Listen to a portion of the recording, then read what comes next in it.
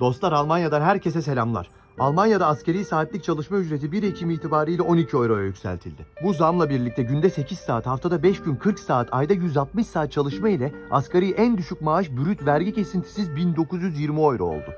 Almanya'nın nüfusu 83,2 milyon olup toplumun sadece %2 ile %5 arasındaki bir kesimi asgari saat ücretine çalışmaktadır. Doğalgazda gelen zamların ardından Alman hükümeti KDV oranını %19'dan %7'ye düşürdü.